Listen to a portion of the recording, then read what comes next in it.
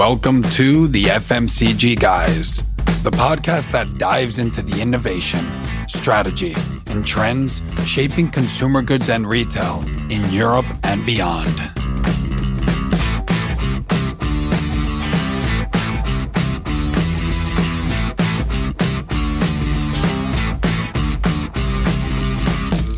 Welcome to the FMCG Guys podcast, the top podcast in consumer goods and retail in Europe and beyond.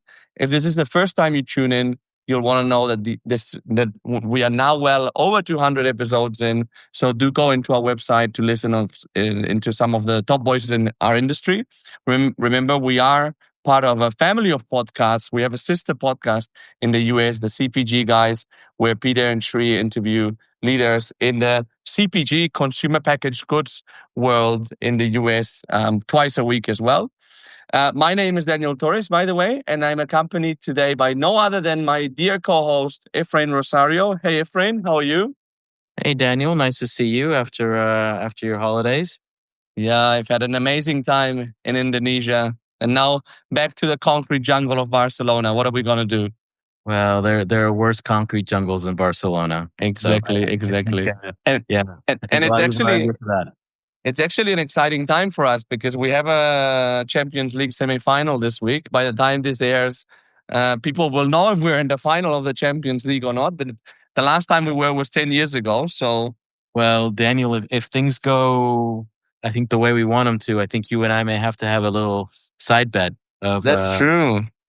Of Barcelona versus PSG. So let's see. PSG won 1-0 in London against Arsenal, right? I think. Correct. Yeah. Okay. Well, relatively tight one. Let's see what happens. But they are clear favorite. But anyway, hindsight will tell because by the time this goes out, I don't think the final will have been played yet. But we will know who the finalists are.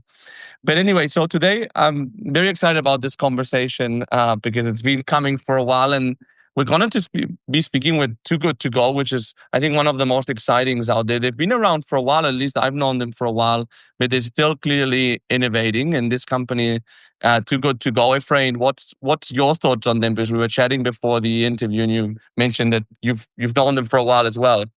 Yeah, absolutely. I mean, for me, I know them primarily as a consumer, living in Paris. Couple ways is that one, I see their stickers on certain retail stores and restaurants that I frequent, and have heard about them as well, or been hearing about them actually for some time in the startup world here in Paris as well. So I guess actually let me retract what I said before, which is that I guess I know them both as a consumer, but also as a fellow former startup person. And it's just, I guess the what goes through my mind is it's a very noble purpose and cause of what they do in regards to reducing food waste. So it's definitely something that as a consumer, very easy to get behind and to support. Yeah, exactly. I've known them as well as a consumer here in Barcelona. They've been working for a while, working with restaurants, with bakeries, with fruit stores especially. And through the work, I've known people that have joined the company. Actually, a podcast guest that we had a while ago, Sid Baveja, has actually recently joined them in the UK. So that's exciting. But actually, who we have today here is no other than Mette Lykke, who's their Chief Executive Officer. Hi, Mette. Thanks for joining. How are you? Hi. Very good. Thanks. Thanks for having me. Nice. And I said before that had been coming for a while. We connected at the grocery shop in Las Vegas in October. I don't know if it seems like longer or not that we met, but here we are. Very excited. Excellent. So Mette, look, thanks for joining. And we've now been CEO of Too Good To Go for some time. And I think that it's a company where you find people with very diverse background, but there's a strong element of consumer goods in there. Because ultimately your final product is consumer goods. But tell us a bit personally about your career journey prior to joining Too Good To Go.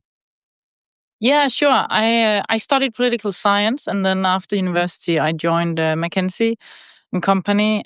Spent a little less than 2 years as a management consultant, and then together with two of my colleagues at McKinsey, I quit to found a company called Endomondo.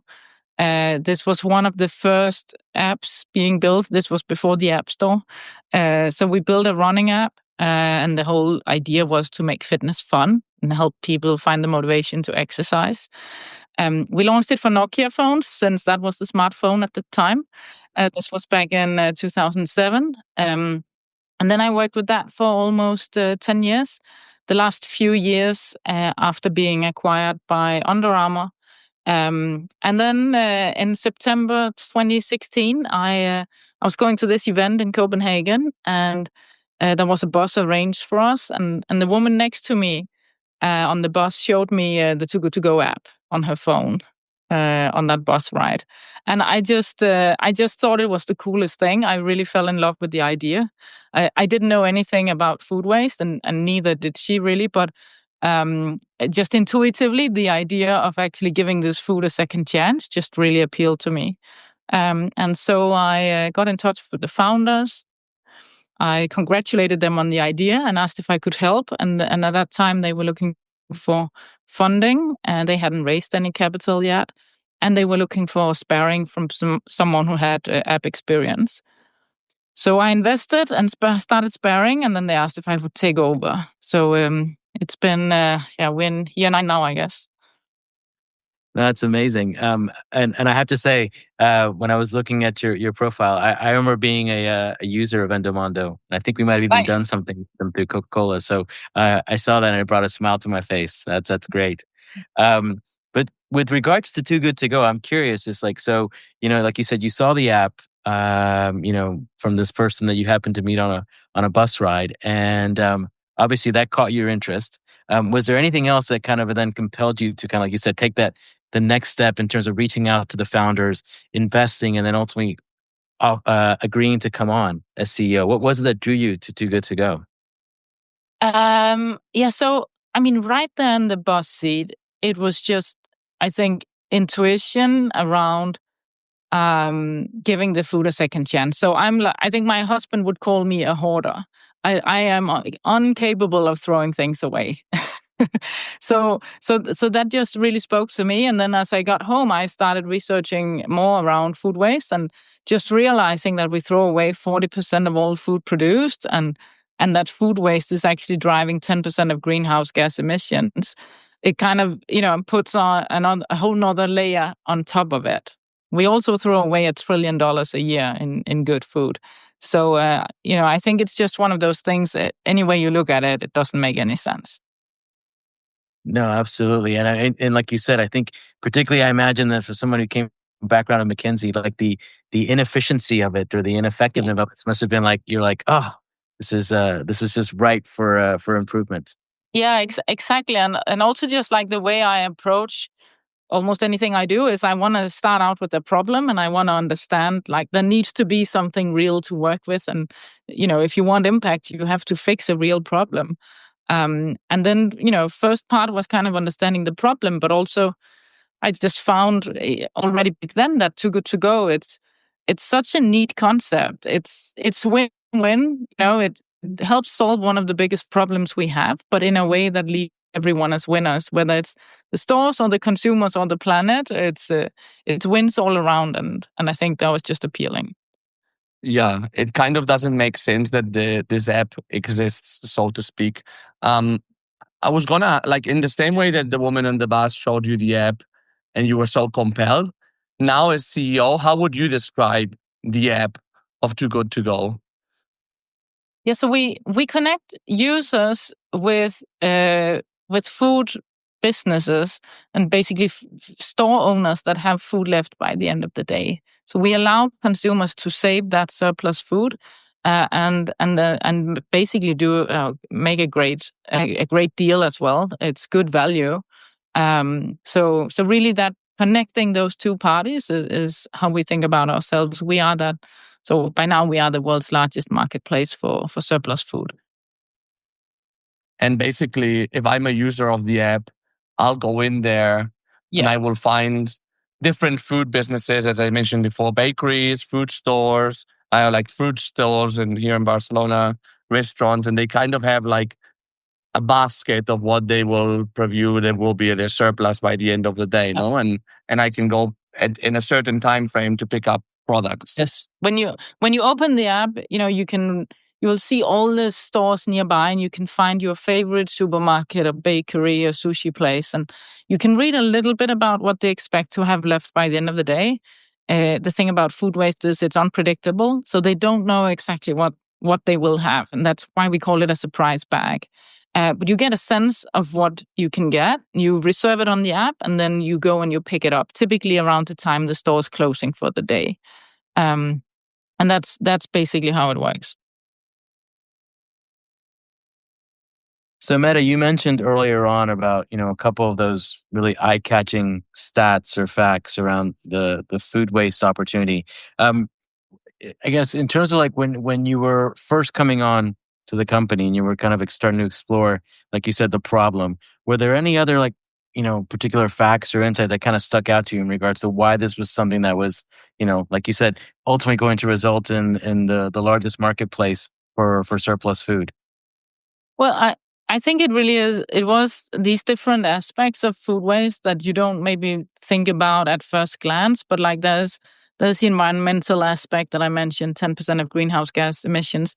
I mentioned financially it's $1 trillion a year, but also there's a social aspect. And this is maybe the paradox that we talk about how can we produce enough food to feed everyone on the planet when in fact we do produce enough, and just a quarter of all this food wasted could have fed 733 million people who go to bed hungry. So it is just full of paradoxes and like suboptimal reality here. So I think that combination I found to be quite motivating to help address.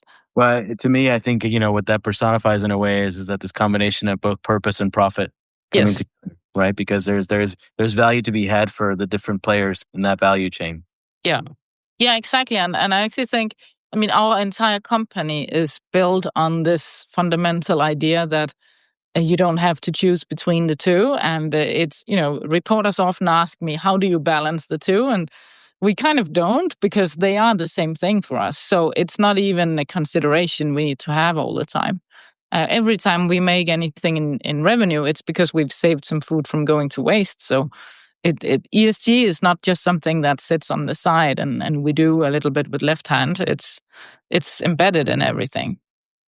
Yeah, and ultimately you're a business, right? So so this needs to work, and obviously there's a lot of value being destroyed that you're kind of recovering as well.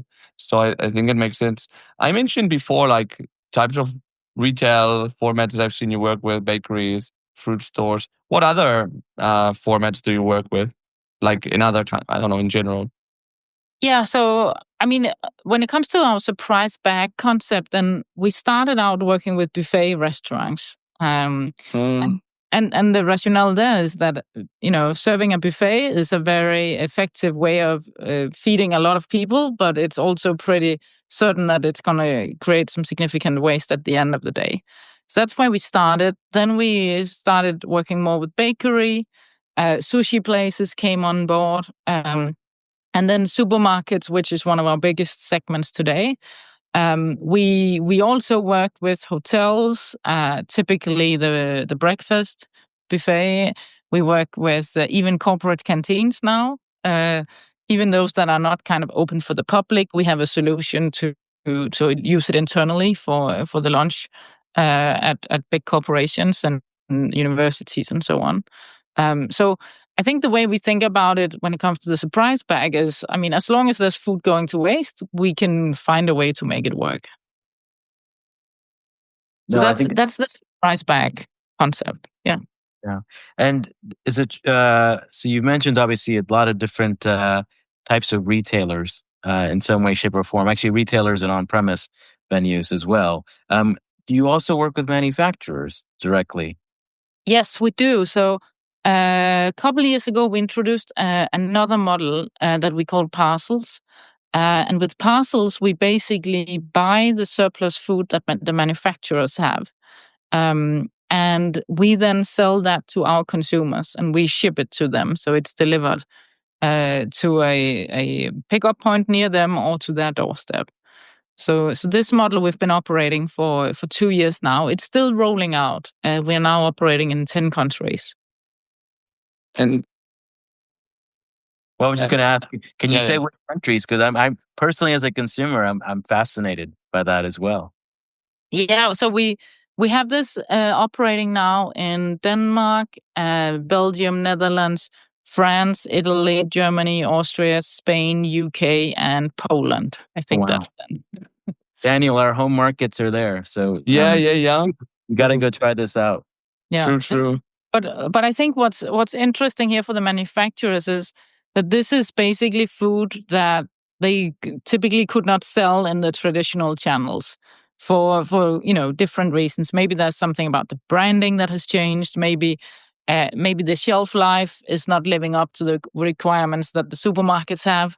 A couple of different reasons why it suddenly ends up being a little bit in surplus. And then I think we are an attractive channel compared to some of the other options you have at that point. Hmm. And you mentioned that that now supermarkets, I don't know, it's like your main channel now, right? And we've had a lot of guests from supermarkets, a lot of listeners from supermarkets. How does it work? Like your relationship with them? Like what's like the value proposition that you come to them with? And how does the relationship work? Yeah. So our value proposition towards retailers is really first the mission piece. So any kind of chain of supermarkets today will have targets around how much they need to reduce their food waste. Let's say 9 out of 10 at least. So there we are part of that ESG initiative and embedded in everyday operations. Then there's the marketing aspect. So we have 118 million users now on Too Good To Go. Quite a lot of people active in the app. Millions are active on a daily basis. And so that means you basically have quite a bit of exposure on the app. We also have data on now how many of those consumers who come and pick up a surprise bag went to that supermarket for the very first time because of Too Good To Go. So that's basically new customers we're bringing in. And we have data on how much money did they then spend buying at full price while in the store, and how much money did they spend when they were picking up their bag anyway. So that marketing aspect. And then there's the money piece, so the revenue here. And because the food would have been thrown away, everything supermarkets make with Too Good To Go basically flows through to the bottom line. And in fact, in many cases, they would have had to pay to get rid of the food. So that combination of mission, marketing, money makes a lot of sense. Yeah. No, that sounds like music to any retailers here, right? Which is like you're driving footfall, you're driving penetration in regards to new users coming into their stores, and you're also growing their baskets. So it's like, you're hitting on all those fundamental business levers in terms of like the results that you're delivering, which is and it's through a completely new revenue stream, which is amazing. Yeah, and then I think there's one more aspect to it, which is just we also need to kind of adapt to the reality for the supermarket. So it needs to be really easy to operate it. And the way I think about it is it should be almost as easy to save the food as it is to throw it away. So we really spend a lot of time making it as easy as possible for the store staff to prepare the bags and have them ready for pickup. And so what kind of results have you guys seen in terms of like when you're going to, for example, a new retailer and you're able, or a manufacturer eventually, but in terms of like being able to show them these are the kinds of results, the impact that this can deliver to you as a business? Yeah. So we can show them that we are able to reduce their food waste significantly. I think when I first started working with this, I had this idea in mind that, I had a vision of we want to get all of our stores to zero food waste. And then I talked to a few supermarket CEOs and they were like, no, that cannot be the vision, because if you really only optimize for the zero food waste, then you are going to take a cut on the top line. Then, you will jeopardize your revenue in that process. And so you have to find a way to balance it, and you have to respect that first and foremost, they need to optimize revenue. But then let's make sure we at least have all the solution in place that they need for whatever food then ends up being in surplus. So we have our surprise bag concept, but we have also expanded our business with what we call Too Good To Go platform, which is more of a SaaS solution where we provide software that helps them manage their surplus food end to end. So the idea here is to kind of offer a one-stop shop for them to manage their food waste. This is based on an acquisition we made in France a couple of years ago, and we've now integrated it into our own technology. So we basically offer this system now that consists of 5 different modules. Am I okay to go into the different things? Yeah? Yeah. Okay, so the first one is expiry date management. So this is about figuring out what are the products in my supermarket that are about to run on the date. I need to identify those at first. Okay, then we do that. And here we have shown that instead of checking all products in the store every day, you only have to check 3 to 7% of the SKUs when you operate with this technology. So that's a big time saver in the supermarkets. So that's the first module. Then the second module is to give a recommendation to the staff on, okay, now that we see that, let's say, all this cheese is about to run on the date, what do I actually do about it? And then we recommend one of 3 different options. So you can either discount it in the store. And this discounting here can be either rule-based, which is the traditional way of doing it, or it can be AI-based. So we've built a module here that is a lot more clever than just the classic 50% or 30% off. And we can see that we are increasing revenue with about 10% utilizing this. Another option they can take is to put it in a Too Good To Go surprise bag. And then the third option is that they can choose to donate it. And if they choose to donate it, we'll connect them with the charity and we'll help facilitate the communication and the paperwork around it. So with that kind of suite of products, it becomes a bit of a one-stop shop. And then it's modular. So you don't have to buy into all of it. But you can it's a little bit of a Chinese menu. So you can pick and choose what you need versus what technology you already have in place. Very interesting. I think that also in a time where retailers are really like investing in technology with all the retail media craze and but also going to more composable solutions. I think that's a very interesting one, that it's modular. Another question. So we're talking about the opportunities for retailers, specifically supermarkets. What about FMCGs? So a lot of we're the FMCG guys at the end, and a lot of our guests and listeners that come from consumer goods brands.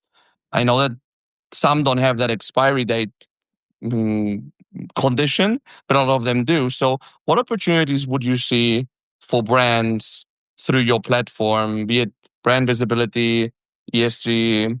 I don't know if you're working with them directly as well, or Yeah, we work with them directly, and the likes of Unilever, Kraft Heinz, Ferrero, a lot of the bigger brands, and I think the mission piece is kind of the same as for retailers. I mean, it is part of ESG, and I also think when you dedicate your life to producing food, you probably prefer not to throwing it away. So that part is similar. On the marketing side, I think we offer maybe you can get a little bit closer to the consumers, and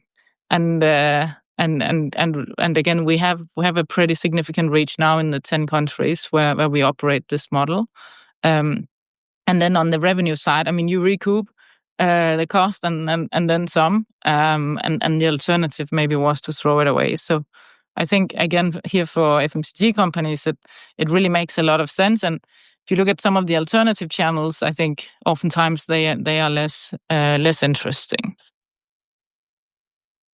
No, it's like you said, there's a lot of appeal to somebody in an FMCG, like you said, particularly even just obviously there's the rational, let's say more for business oriented things that you mentioned, but like you said, I think as a brand builder or as a brand owner, there's something intrinsic that you says like I've made this product, I don't want to see it go to waste, right? I wanted to have a good home, or to deliver value. So I think there's an emotional element to me as well that I think resonates also. I want to pivot us slightly back to the consumer, the end consumer. And you mentioned an amazing stat, which is that the scale that the app has in terms of 118 million users, which is an amazing number. Going back to my startup days, what do you have like in terms of like, let's say a more typical consumer or user that is common or has found Too Good To Go, the app? Yeah, I get that question quite a bit, and it's actually it's not a super simple answer, because when we look at our user base, it's pretty representative of the population. So we have people from 16 to late 80s, and we have people who use the app because they're really into the environment, and they really they feel like here's a way for me to just do something and make a difference. Even we like to say every meal matters, even if it is just one meal, it still makes a difference. And then we have other users for whom it's they're challenged by just making ends meet, and becomes also a way for them to get affordable good food on the table. So we kind of have both, and we also have those where it's the combination of the two. But if I kind of think about the core Too Good To Go user is probably a relatively young parent, I would say. That those are the ones we hear from a lot, where they got kids, they got like a whole new horizon and the whole new perspective in their life, and they want to be responsible and do the right thing. And then it's also maybe financially a challenging time. So that's a typical user. Another one would be the student or the young career professional who, in this segment here, they're quite flexible. Versus the young parent, they can pick up their dinner at 9:30 or 10 p.m. and that's fine.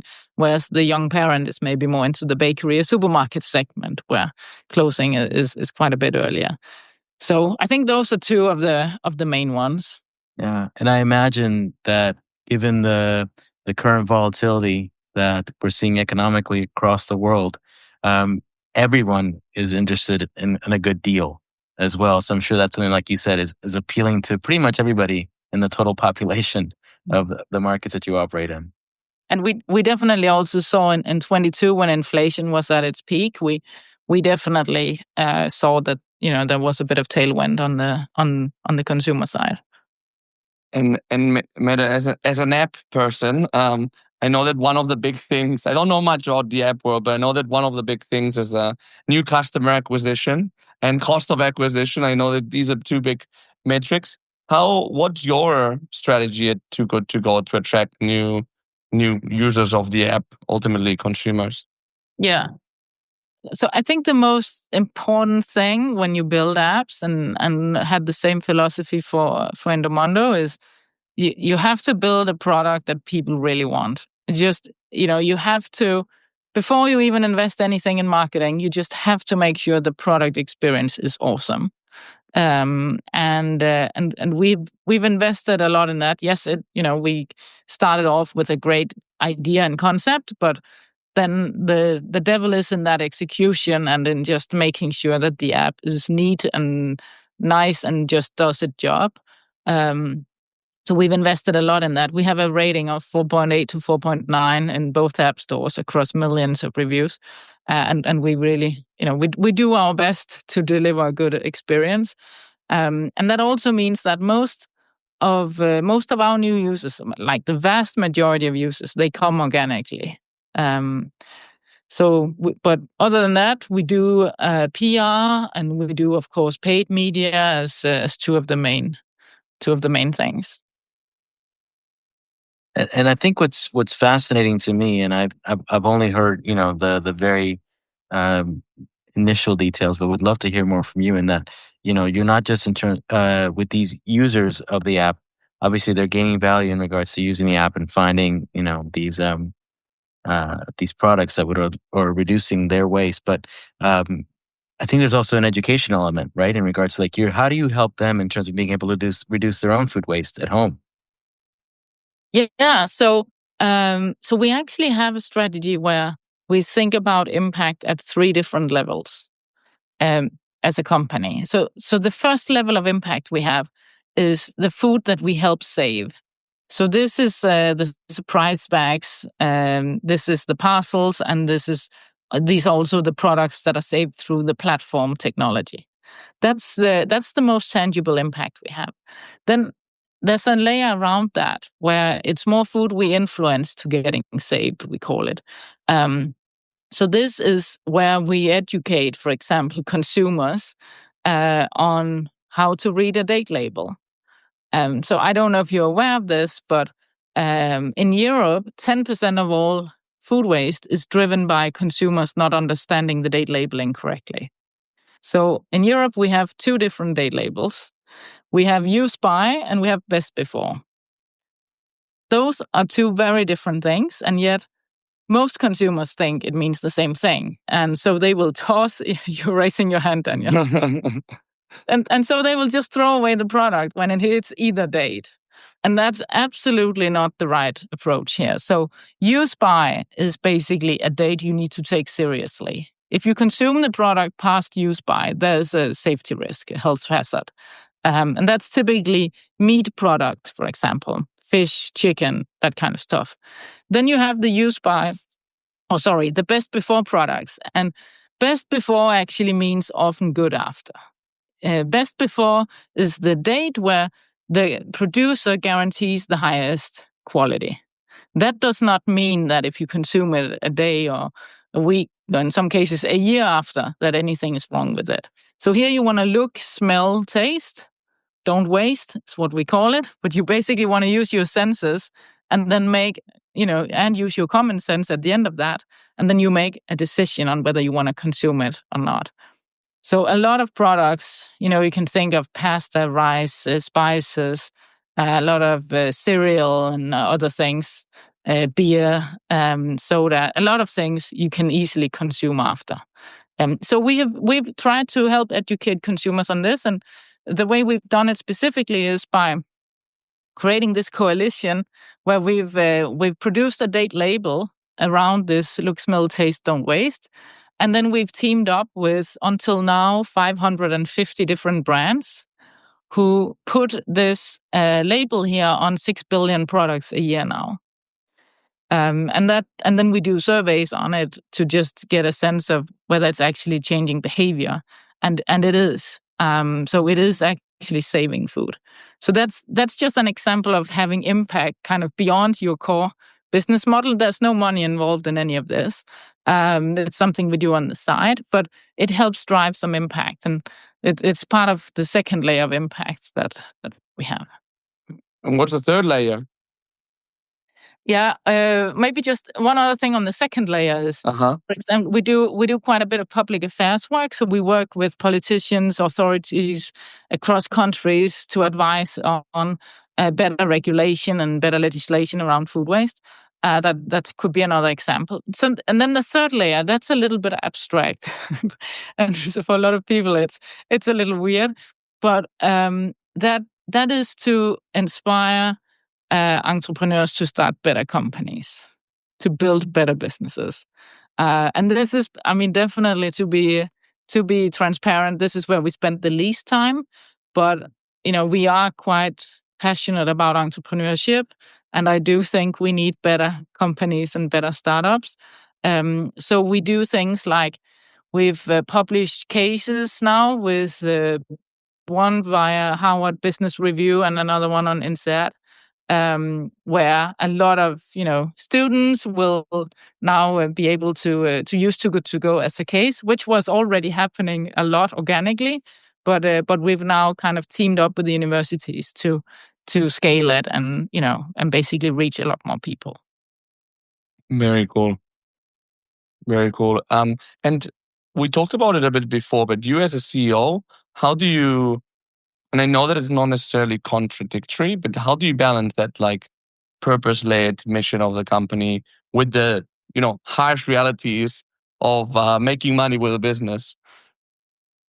Yeah, so I don't think there is that much to balance, because we always make sure that those two go hand in hand. Mm-hmm. So I mentioned, whenever we have any revenue, it's because we saved food from going to waste. We don't have any revenue streams that don't save food. So anything that creates revenue, I would say, is fine.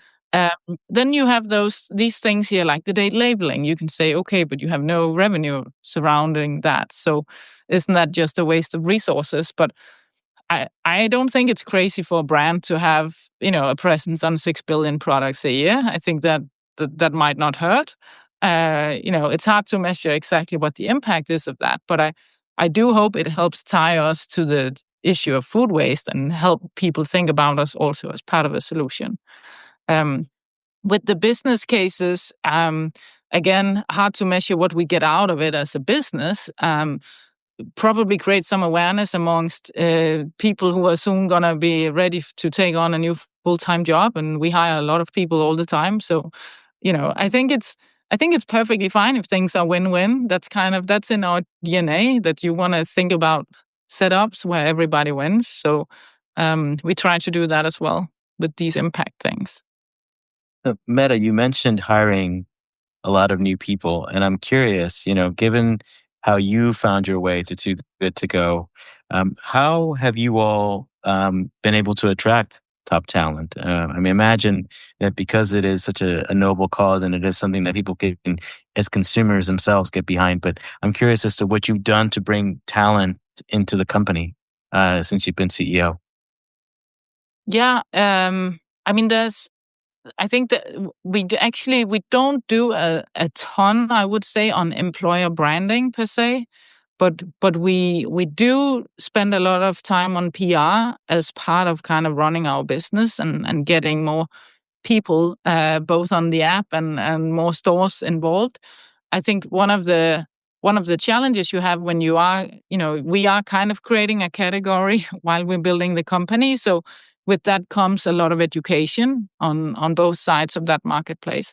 So I think in that process, a lot of people become aware of Too Good to Go. So we have brand awareness at around 90% in some of our countries.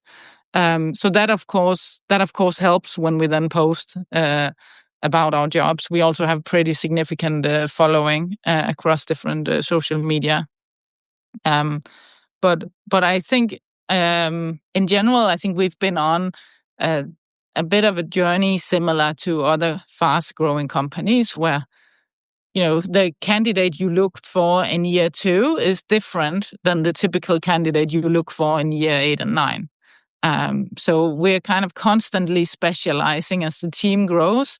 Every global role at least gets more and more specialized, and the bar for what good looks like keeps going up. So as part of that, we recruit differently, and we have different criteria that we look for. And as a leader, you've obviously navigated through the whole COVID situation, and of course that's had a ton of business implications, but it's also had a lot of implications on the actual workplace.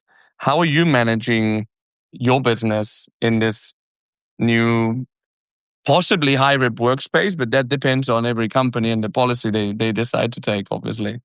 How have you kept your culture, even if it's evolving, obviously, how have you kept it functional?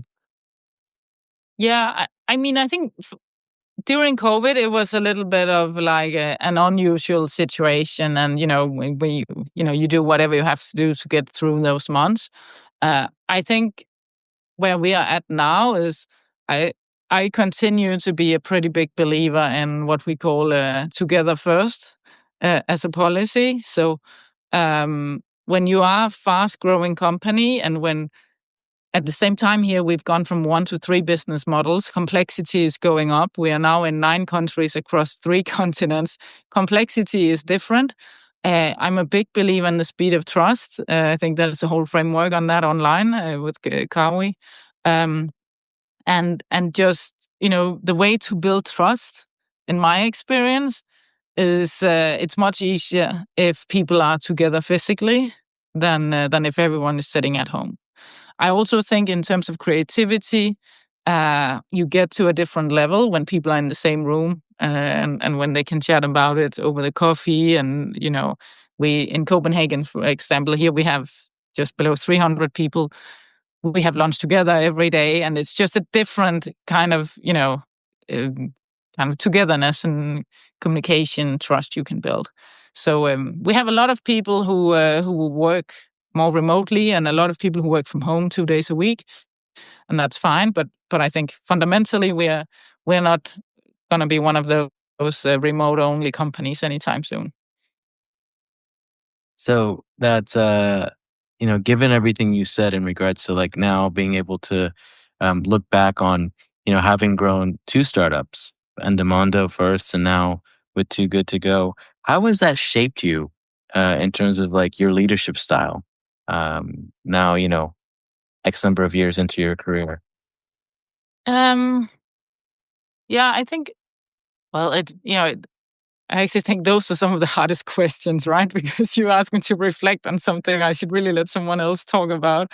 But I think my leadership style, I would say when I first became CEO at Endomondo, I wasn't a good leader, honestly. I also had a colleague who was kind enough to tell me straight to my face and tell me I needed coaching.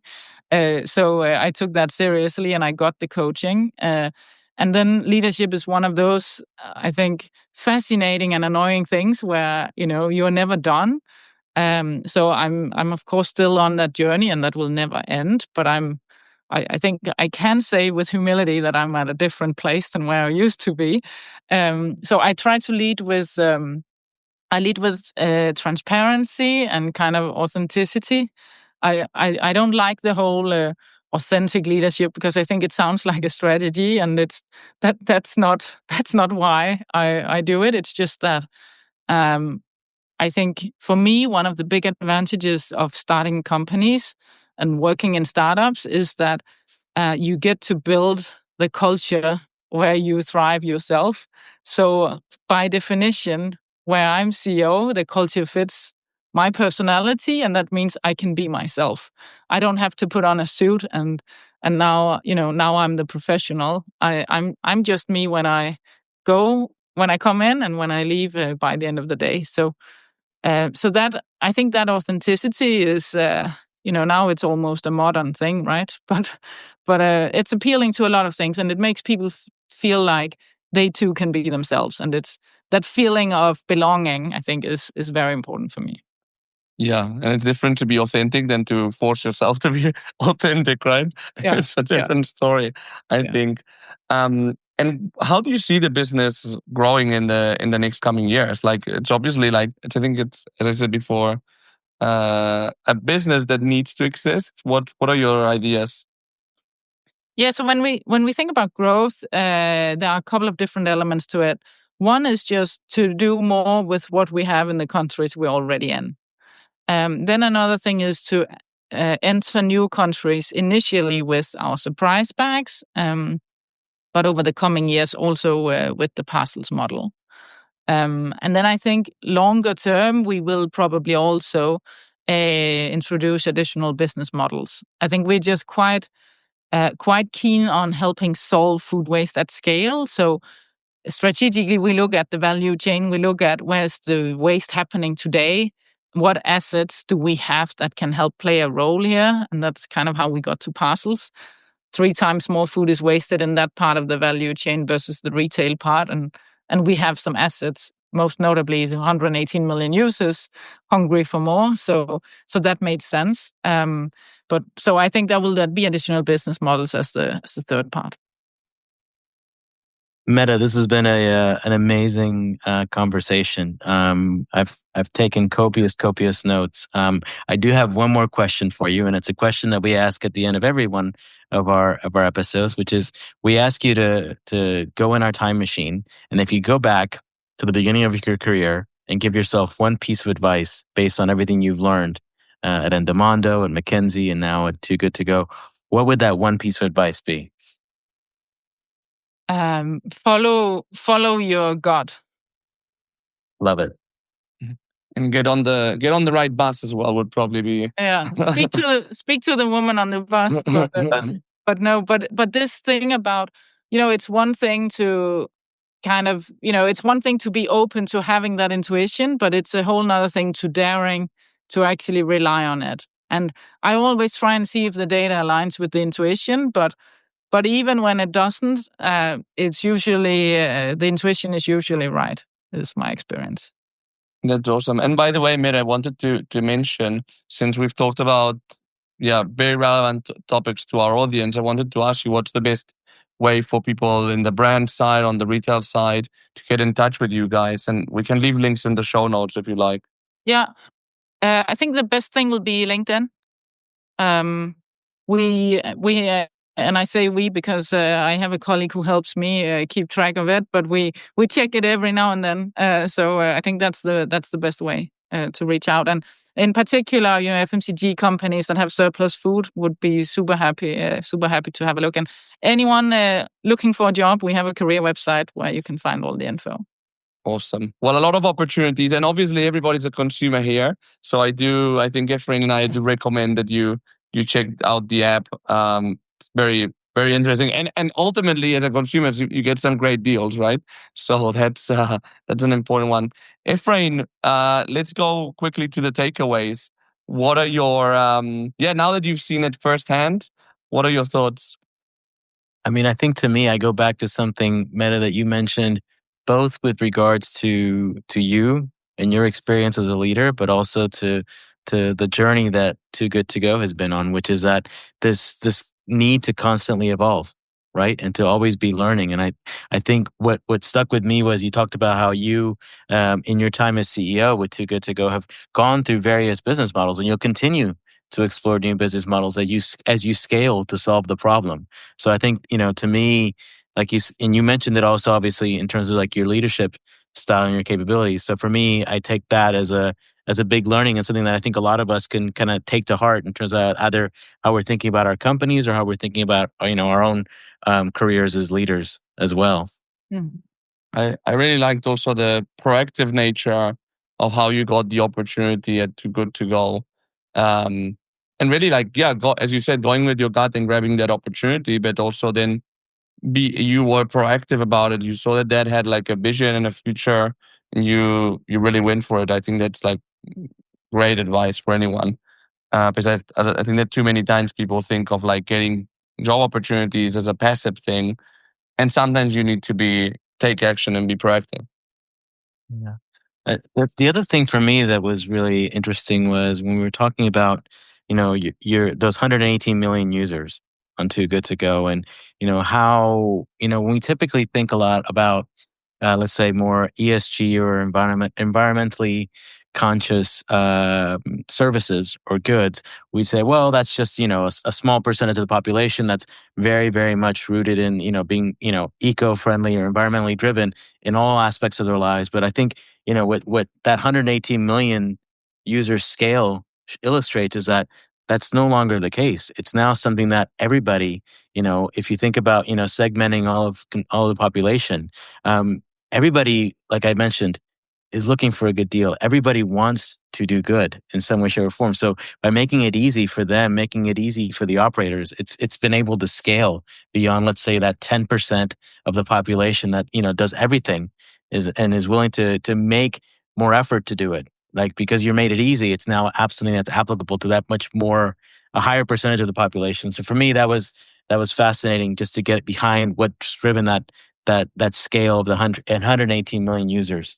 And then the amount of data and exposure that you can get from that is pretty interesting. Yeah, absolutely. I mean, like for me, I wrote down first party data, right? I mean, we talk about it so much. We talk about with other brands, or we talk with retailers, and how it's driving things like retail media. And the fact that you all are able to understand and use that to ultimately drive, those modules that you were describing in regards to being able to say, well, I can tell you, that you've got this percentage of your SKUs or these products that we know are going to come up for, that date. The best before or use by date is going to start, coming up.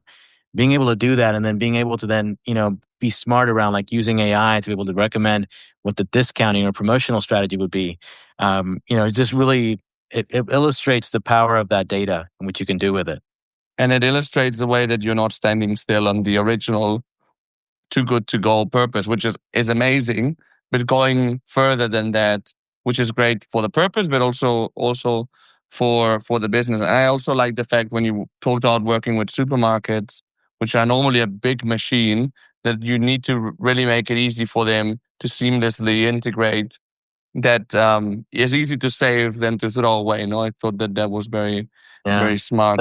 The last thing I'll mention, and I know we need to wrap up, which is that I think personally, the work you guys are doing around education in terms of like helping people understand use by and best before, to me, I personally will take that with me because I have that battle constantly with my daughter, my teenage daughter. So I will personally thank you for that because you're helping me in the household. Yeah, because we all know that there's a difference, but what the exact difference, maybe we don't have it so clear. So that was already a big takeaway for us. Mette, thanks so much for joining us. It was a lot of fun, and I look forward to hopefully running into you in other events very soon. Thanks a lot. It was a pleasure. Thank you. Take care. Perfect. And thanks to our audience as well for tuning in, and we'll see you in the next episode of the FMCG Guys. Have a great day.